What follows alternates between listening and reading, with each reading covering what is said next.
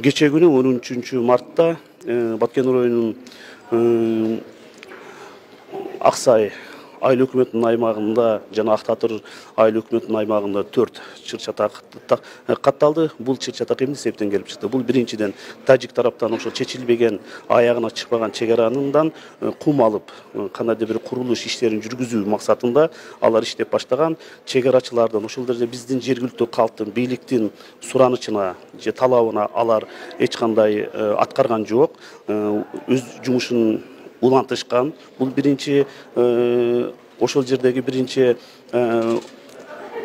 түрткү болгон бул чыр-чатакка экинчи чыр-чатак болуп жатат. Бул Аксай айыл округунун аймагында Кожакар жеринде Аксай тамдык жолун тазалоо, куруу максатында бизде атайын техникалар иштеп жатканда бул Варых анклавынын жергиликтүү калкы чыгып туруп, буну таш атуулар менен токтотууга мажбур кылышкан.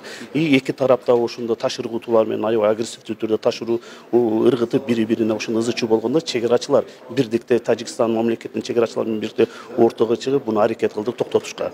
Андан кийин эле экинчи чыр-чатак башталып кетти. Бул Ақтатыр айыл өкмөтүнүн аймагында, бул Ош-Баткен Исфана жолунда 4 көчө жеринде тажик тараптан жол тосулду. Андан тышкары Аксай жергесинде дагы Аксайда Варух Исфара жолу жабылды.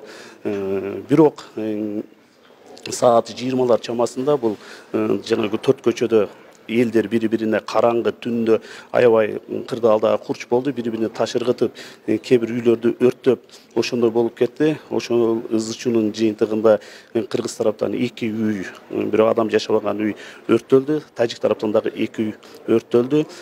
Биз тараптан бир Audi машина, ошондой эле прицеп, бир жаран Кыргызстан жаранына ок тийип, азыркы күндө ал Баткен шаарындагы ооруканада турат, бирок абалы туруктуу.